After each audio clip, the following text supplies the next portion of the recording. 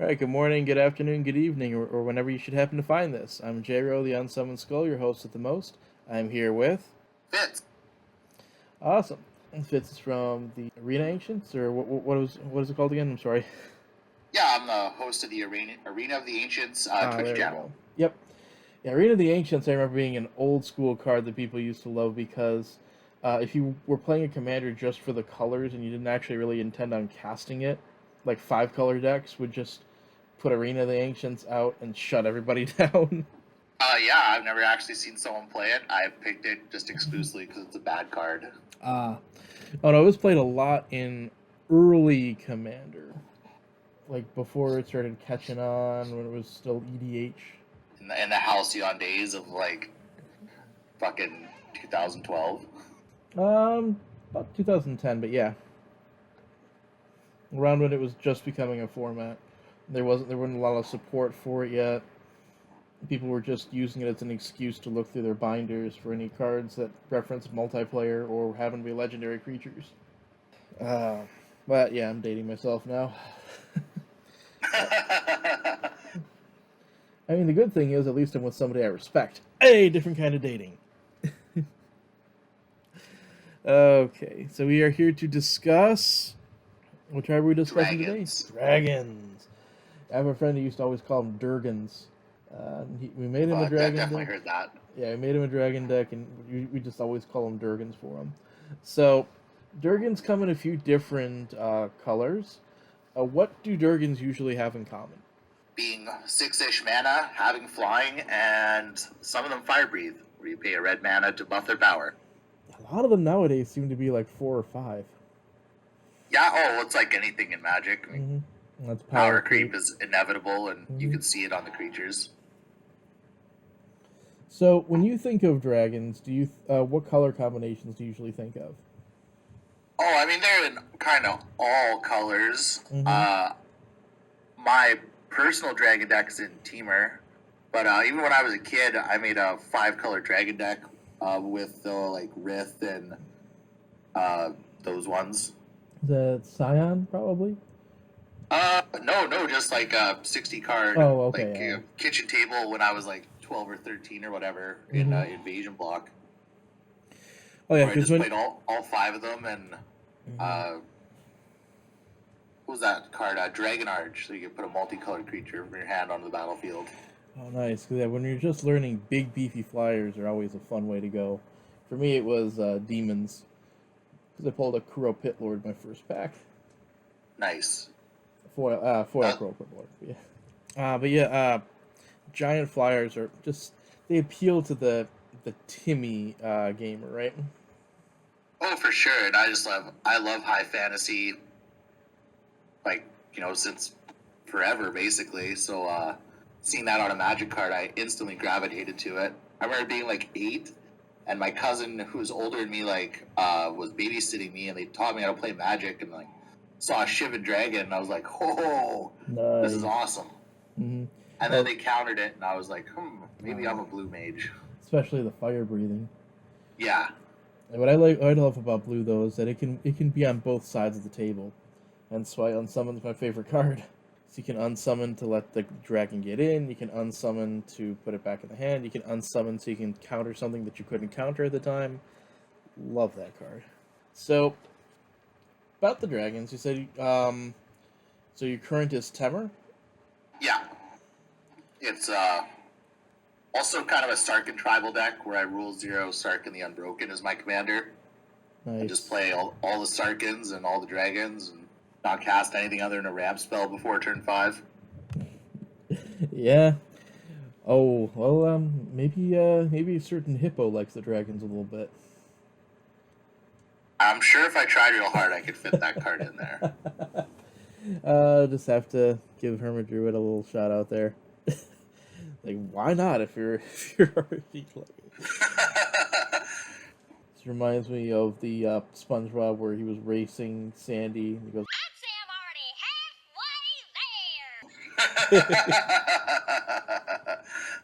Yeah, I just gotta cut my rampant growth so my soul ring, and there we go. "Yeah, I'm already halfway there." Okay, so We think of a dragon, you usually think of something that costs 6-ish mana and is at least 5 power, would you say? Or is at least Oh like a 5 yeah. 5? And then has flying. So, you mentioned enjoying Sarkin. How does Sarkin relate to the dragons? I mean, he loves dragons. He's like a Mhm. horse girl, but for dragons. Nice. So, are there particular Sarkins in there that work well with the strategy? Uh, what's the Sarkin Unbroken, because his ultimate can pretty much win the game. Mm-hmm. The one from War of the Spark, the one where you deals damage to attacking creatures. Mm-hmm. Cannot think of its name right now. Master Dragons, I think? Is it the one that turns your Oh no, planeswalkers that's the Master List, isn't it? Yeah, the Masterless, I think, is from War of the Spark, but I'm not sure if that's Yeah. the one you're thinking of. Yeah, that's the one I'm thinking of. Okay, because that turns just the couldn't think of walkers its into name. dragons. I love that. The original. Yeah, I love that one because it turns it creates an alpha strike out of the otherwise somewhat slow, grindy Super Friends decks. And then in terms of Oathbreaker, there's a player in the server who likes to, his name is Zephram, and he likes to use Sarkin Unbroken with there's a blue creature that doubles all counters. Oh yeah, Deep Glow Skate. Yeah, Deep Glow. So basically, Sarkin Unbroken, and then a Worldly Tutor. Use the Worldly Tutor end step for Deep Glow Skate, and then untap and cast quick Deep Glow Skate ult, and there's a Dragon Storm. That's awesome. I mean, like, most of the Sarkins are like at least a little bit dragon related. Yep, I think there's a 3-drop that makes mana for dragons. Yeah, It can be any color. Sarkin Fireblood. Nice. There's the one from the most expensive Planeswalker from those intro decks, Sarkin Dragon Soul. Mm-hmm. It the ultimate can get all the dragons from your library, and the plus kills mana dorks. Also allows you to quote DBZ and go Dragon Soul. Bonus points for that too. Yeah. So, are there particular dragons that you like to find in the deck? I mean, who doesn't want to see Terror of the Peaks or Laughless Dragon Queen? Probably whoever you're facing. Yeah, they don't. I remember I used to love Boggart and Hellkite. Yeah, me too. When I first got into the format, it's unfortunately doesn't quite have the staying power it had 5 to 7 years ago. It's still direct damage when it comes in, but yeah, it's Terror of the Peaks has really outclassed it. But having flash on a big body is pretty nice, and a relevant ETB ability. Let's see, another one that I used to love was Null Spine. That one I love putting in decks. Yeah, you can draw a lot of cards. I definitely like that one, as it's my favorite thing to do in Magic. Give me more cards. Yep. I recently built a dragon deck. I haven't gotten a chance to play it yet, but we do Tribal Mondays, but just kind of an offshoot of the podcast actually. And I made a Nehev the Eternal Dragon's Approach deck. Nice. Because Nehev makes the red mana equal to the damage, equal to the life the opponents have lost this turn, and so yeah, you can make a lot of mana that way. And just make big dragons. Oh yeah, I've been on the receiving end of that and dished it out more than once. Oh yeah. Yeah, mono red dragon's very much a thing. At one of my intro decks that I use when I'm teaching somebody Commander is I have a Zeralon deck. Zeralon Vishalon creature that lets you cheat. Well, it lets you search out a dragon and then it gets sacrificed at the end of the turn. But it's one of my introductory decks that I use when I'm teaching people about Commander because it shows the different strategies you can play and why you might pick a certain commander even though their stats aren't that great. Yeah, for sure. And when teaching someone, like, having monocolor is good because it's just less card complexity.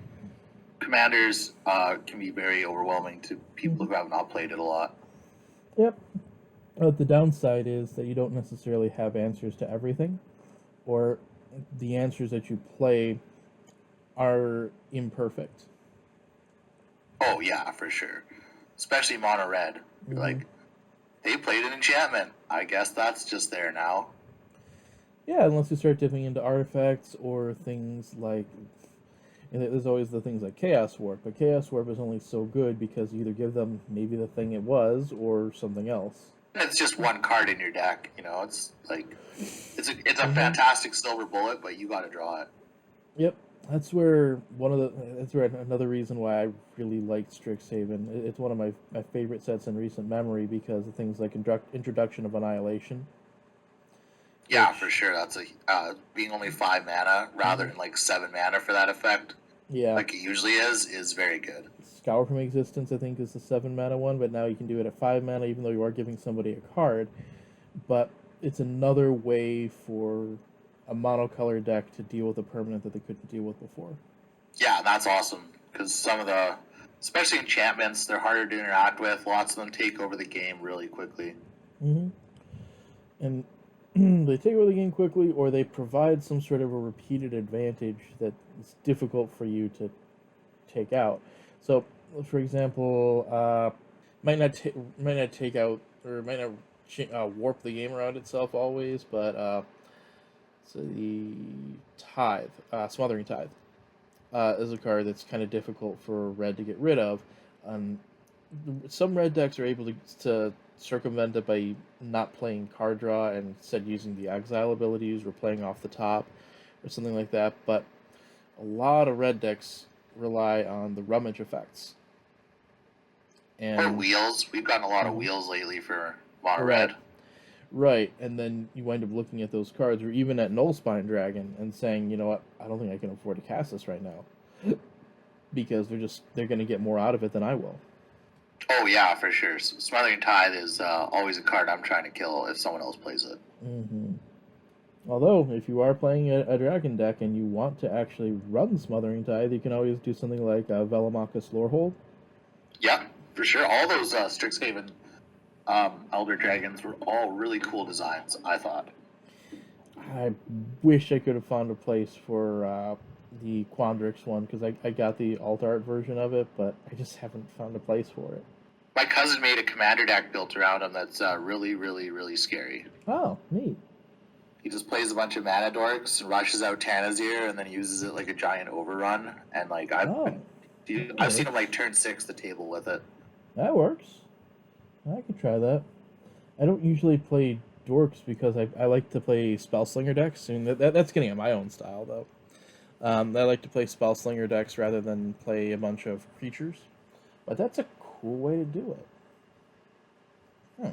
Yeah, at first I didn't think too much about it. And then he's like, oh, it's like I'll buff Tanazir a little bit and all my dudes get +10/+10. You're like, whoa, Yeah. stop. I wasn't ready. Yeah. Time out. Mm-hmm. Sounds awesome. And then you throw in something like maybe Levitation or any number of other overrun effects just to go over the top of that. And wow.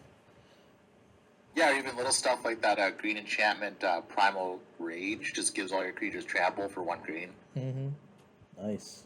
So, So you mentioned that you have the Timer deck. Who's that command of that one?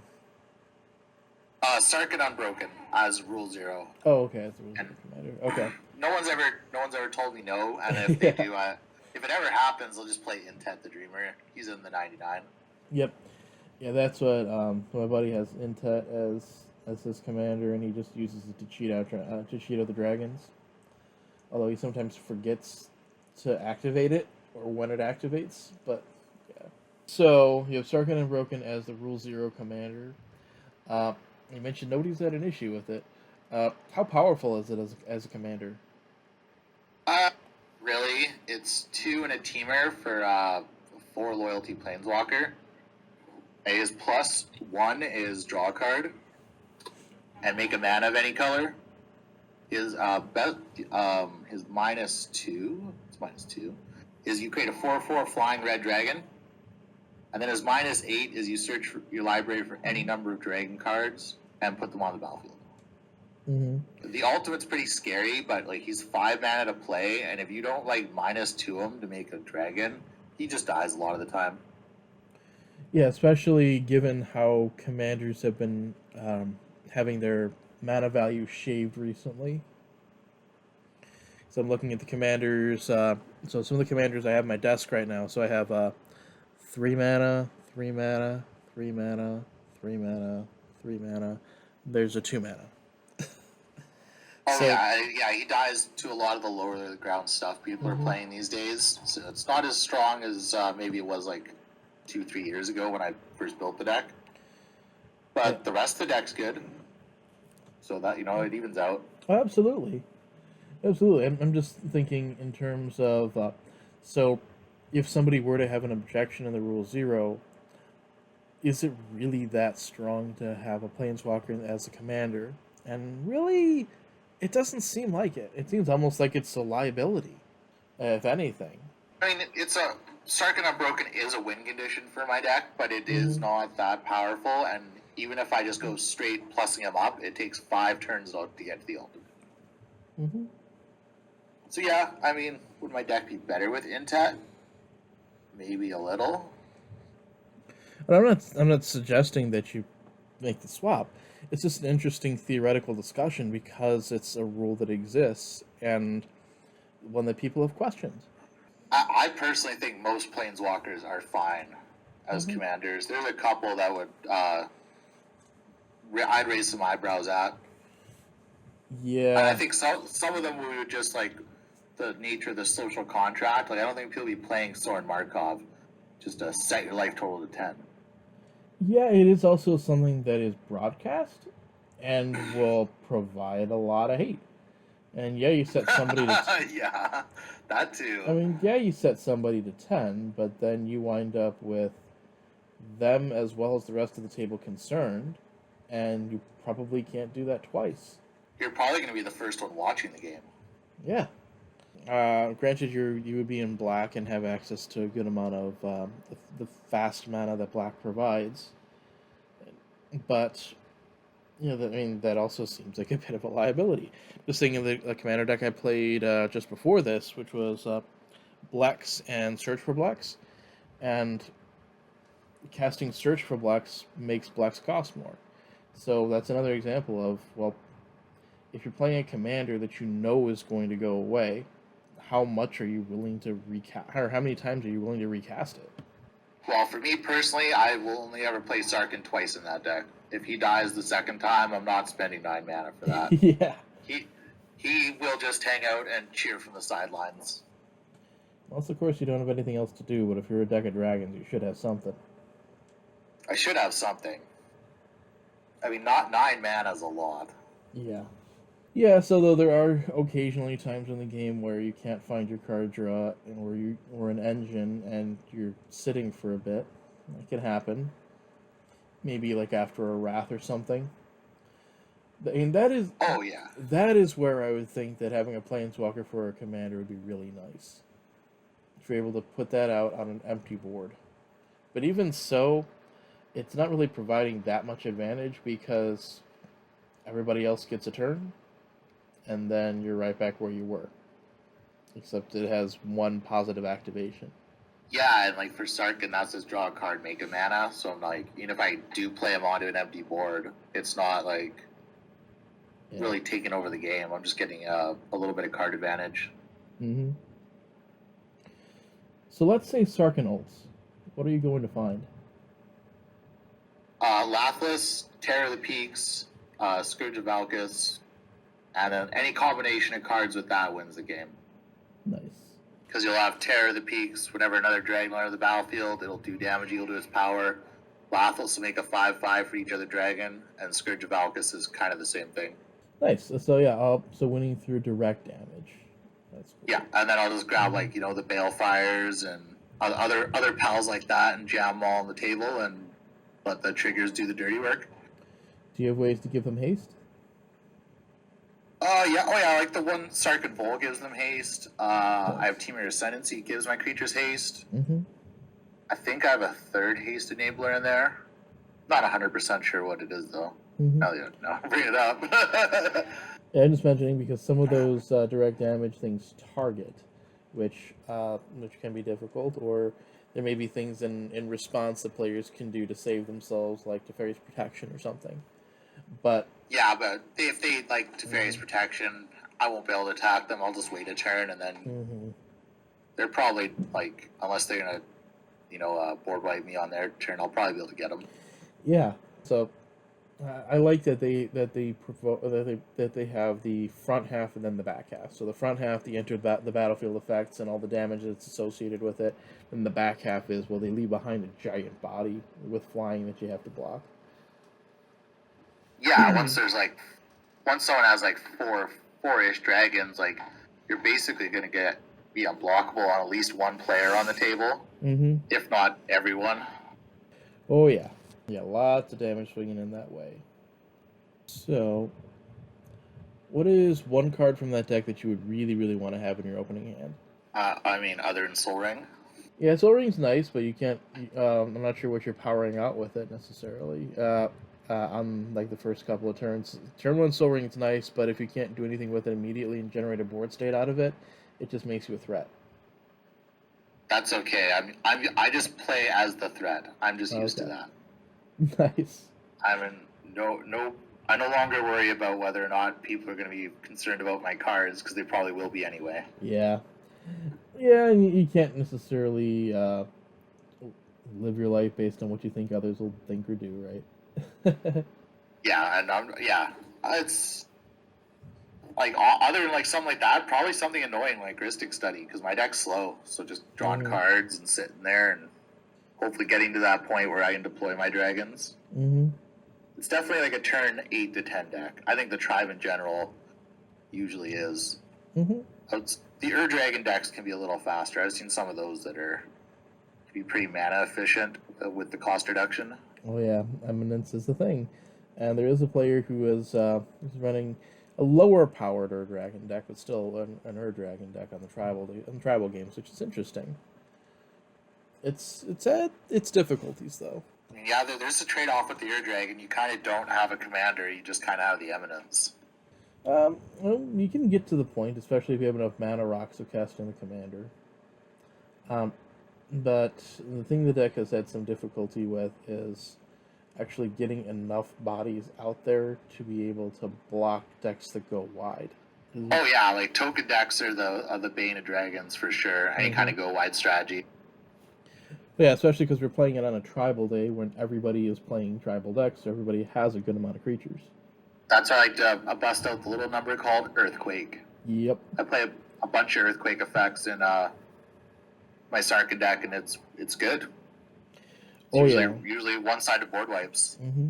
And that is one of my biggest things that I try to get across is you're probably not playing enough wipes.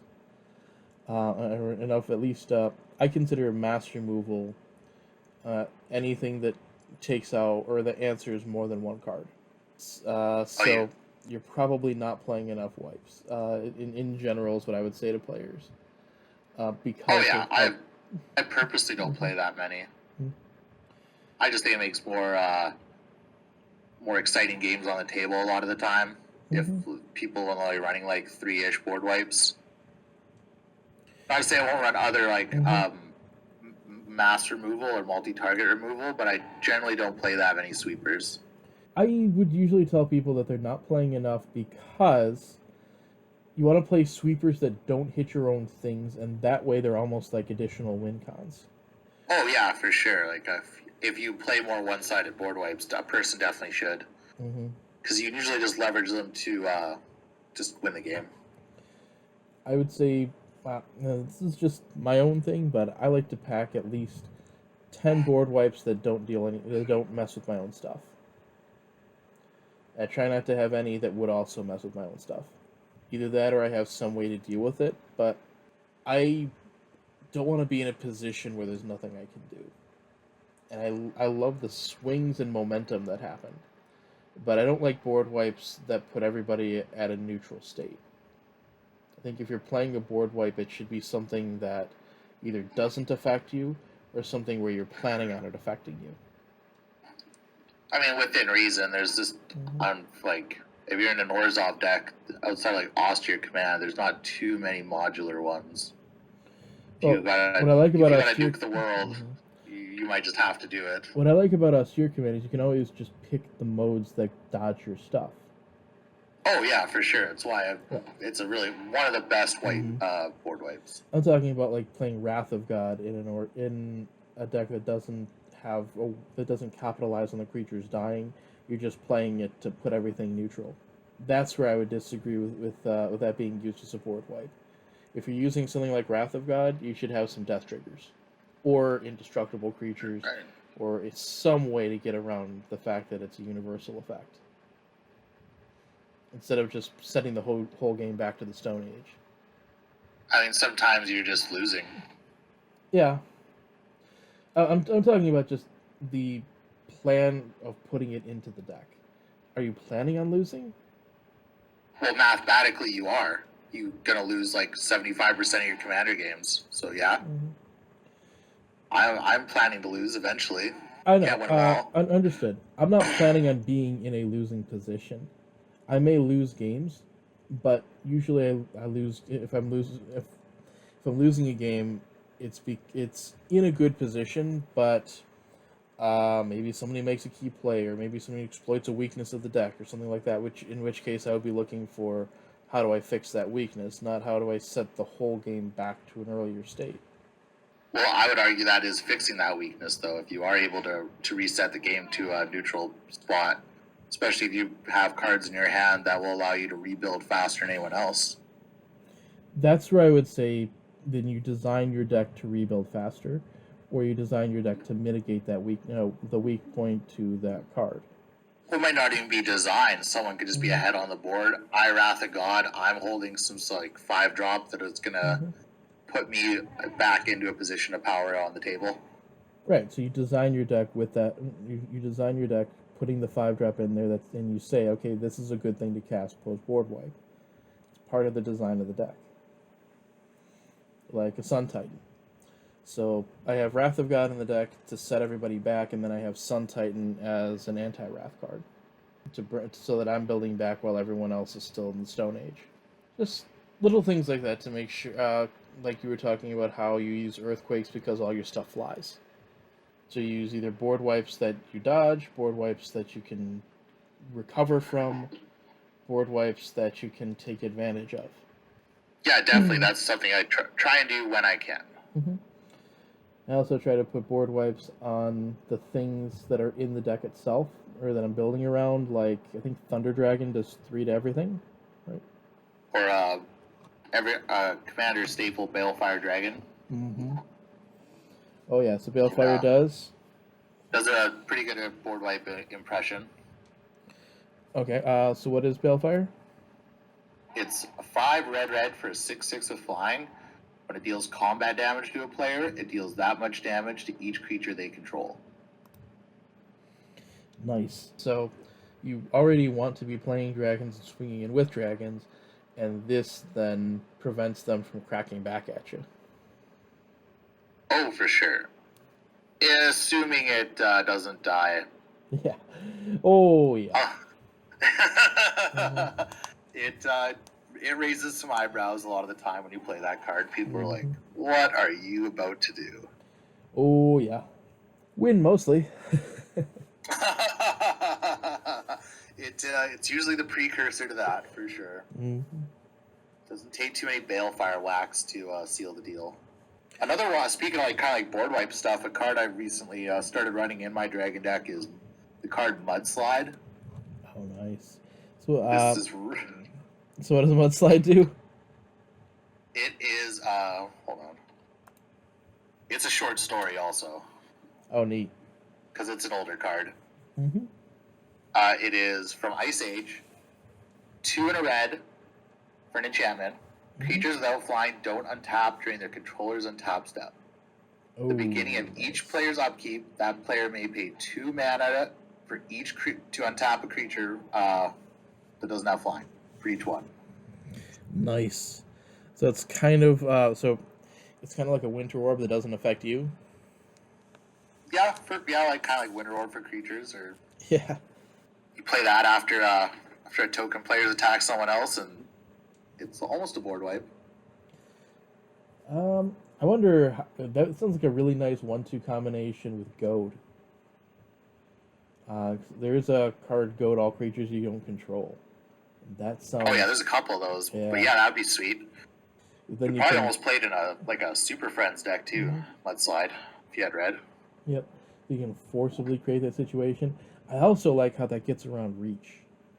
Yeah, that too. Which can be one of the issues with being a dragon deck is, well, maybe they're not playing flyers, they could be playing reach. And Wizards has been printing more reach creatures recently. Some of them are pretty good too. Mm-hmm. Yeah, there's some good reach creatures. Sometimes you can also just randomly luck into the opponent having a Authority of the Councils or something out. So you have a large board of dragons. So if somebody tries to stop you by making a bunch of spiders, and you're like, nope. Not only do they enter tapped, and the person gains life, but they're not untapping, at least not quickly.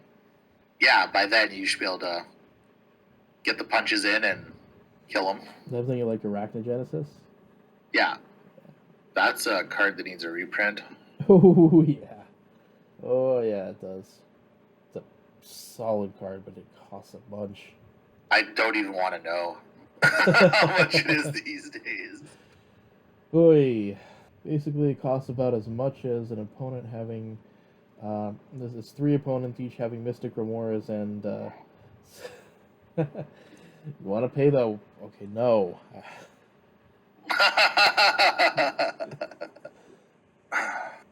I could have Zerda out with a Grim Monolith and still not be able to pay for all of it. For reference, that's infinite mana. For those that weren't aware, watch out for Zerda. Yeah, Zerda is a nasty card. I keep looking for places where I could put it as a companion. Most recent place I put Zerda was with Marath.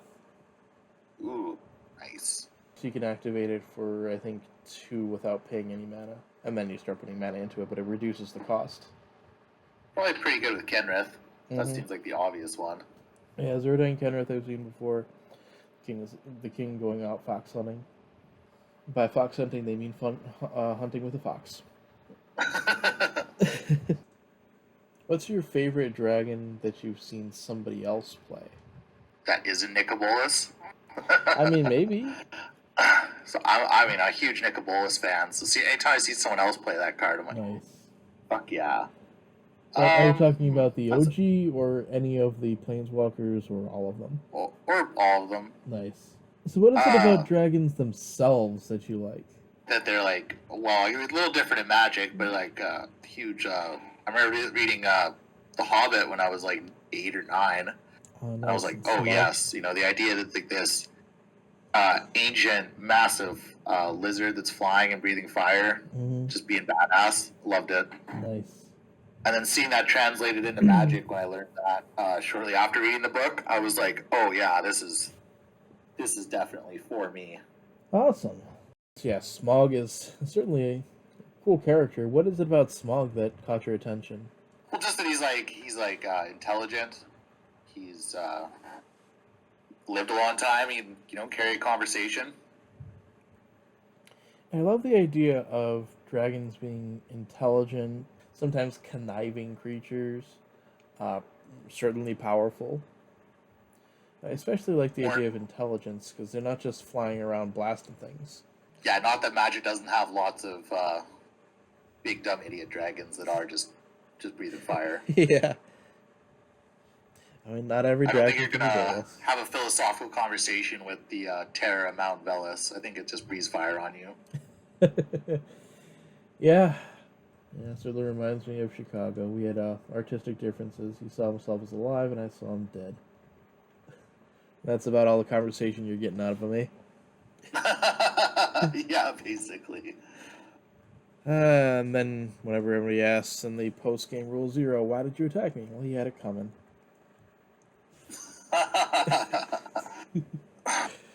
Oh, I'm glad these Chicago references aren't just falling flat.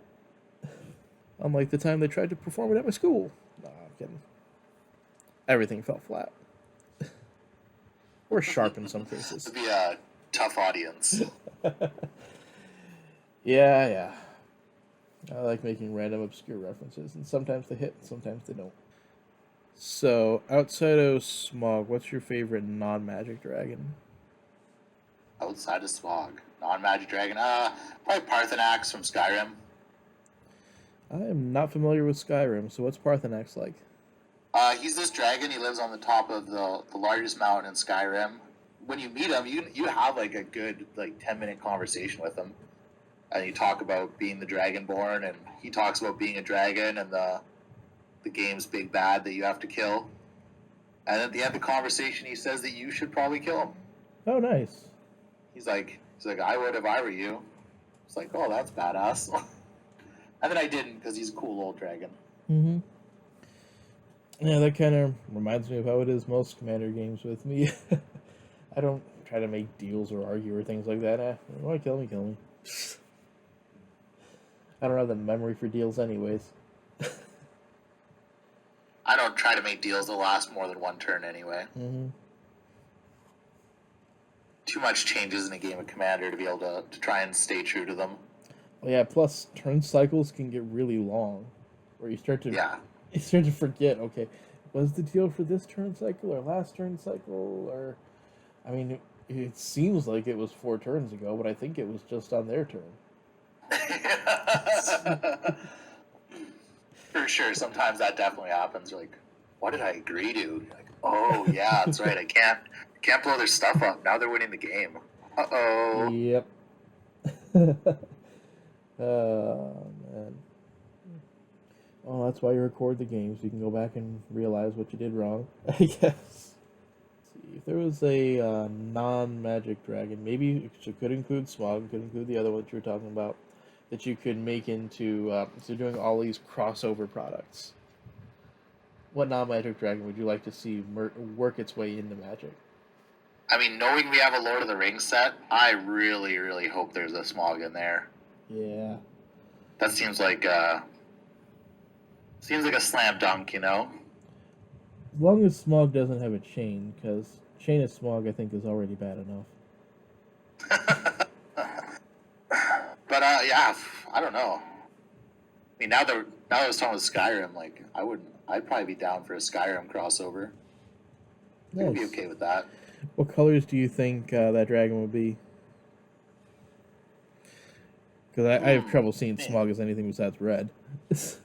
Yeah, Smog's probably like red or red-black. Mm-hmm. He's pretty greedy. Yeah. But a Parthenax from Skyrim, I don't know, probably. Is it or Jeskai?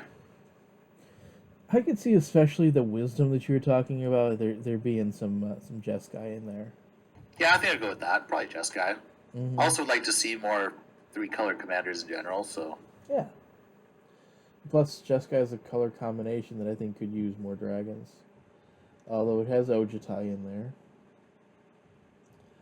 It has Prismari now, which is pretty cool. It's got some Elders. Yeah, it's got some cards in there now. It's got the white one. Limerith or whatever, for the Elder Dragon from the D&D set. Oh, yeah, I didn't really pay that much attention to some of those things, but yeah, that's cool. Is that the one that turns into a sword? No, that was the blue one. It's, okay. It's basically Dragon Lord Ojutai, but mono blue. Oh, neat. Yeah. The 2 cards have a lot in common. Yeah, Jeskai dragons could be cool. Maybe see maybe see Narset face off against Sarkhan in a Rule 0 Dragon War. That'd be sweet. Yeah. I'm in for that. Mm-hmm. Well, unfortunately, in most Sarkhan decks, it's hard to fit in the Mad. Yeah, that card also really situational, so it's kind of knock against him. Yeah. Does still reference dragons, though.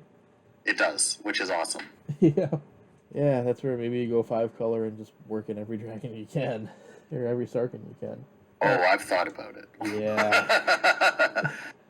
Or even like Sans White. Yeah. He doesn't have any white cards. Mm-hmm. But, yeah, I'm also hoping that they make a dragon partner at some point.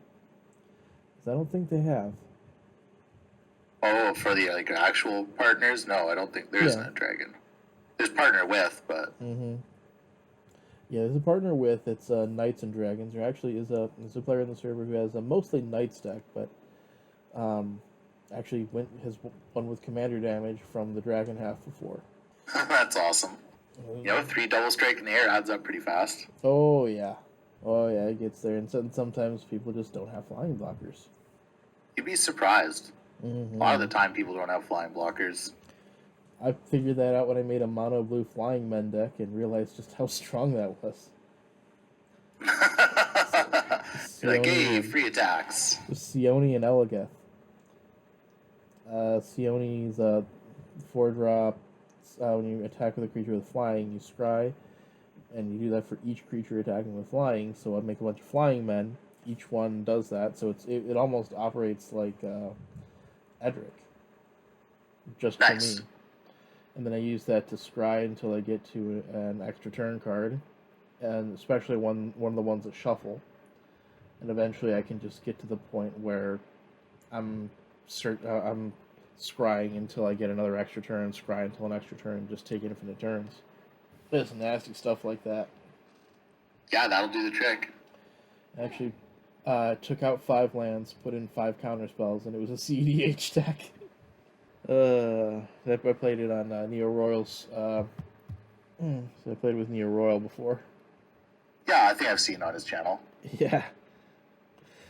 That was the Sione and Elegeth deck. That was just, let's scry until I get an extra turn spell. Yeah, dragons are nasty. There's some dragons that I hadn't seen until recently, or just forgot about them. I think it's a Quicksilver Dragon, might have been, that's from Return to Ravnica, that gives sorceries instant speed. Gives sorceries flash. I forgot that existed. I was super hype on that card when I first got back into Commander around Return to Ravnica. I was like, oh yeah, let's go. It's hypersonic, that's it. Yeah, there we go, hypersonic. Mm-hmm. It's very fast. It should have flash. Oh, yeah. Why doesn't it have flash? I don't know.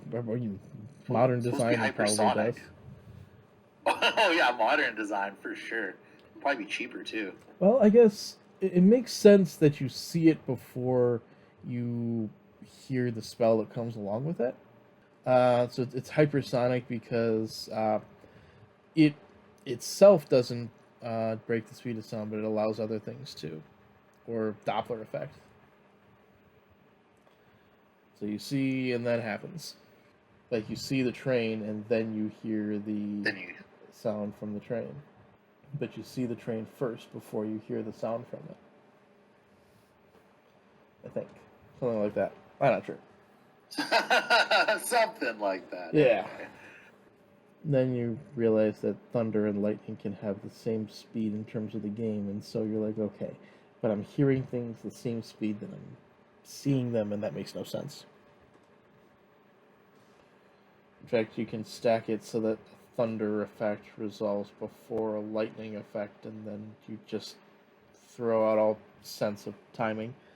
Anyways. If you think about math too long, a bunch of stuff stops making sense. Yep.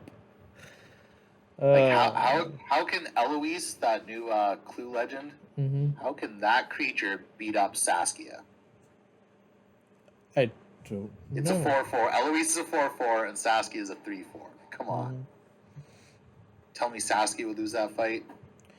How is it that a bear is only twice as... Or how is it that humans are stronger than bears and such? Well, oh yeah. I have a citizen token. It has Honor of the Pure, and now it's as big as a bear. What? Yeah, it's the same size as a grizzly. Yeah. But this was literally just some random citizen. Not anymore. Now it's a super citizen. Yeah. It has blonde hair and everything. So how many more Dragon Ball jokes can I make?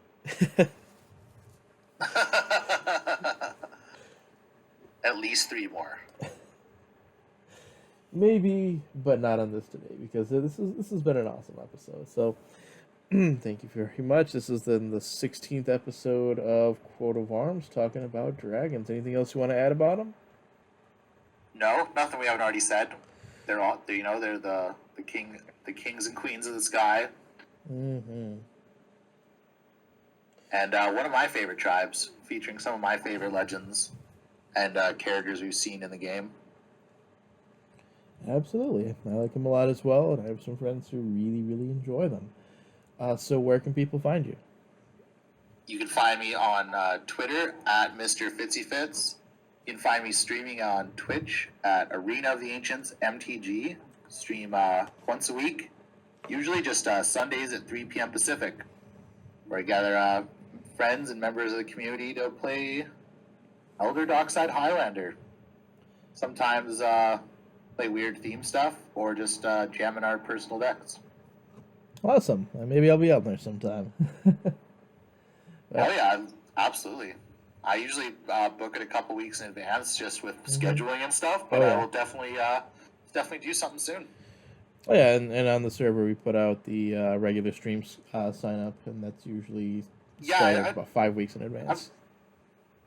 Try to get out. I like to try and do that, but it's hard with my work schedule and oh, absolutely. With how early I get up when I'm on day shift, it's hard for me to commit to that and then end up staying up to way past my bedtime. Oh, absolutely. This is just a thing where if you know your schedule ahead of time, like the next one's going to go for 5 weeks, so that'll go through the holidays. I'm not sure if that affects anything. Maybe we might actually get the holidays off at the mill. Normally, I just work through them except for Christmas and Boxing Day.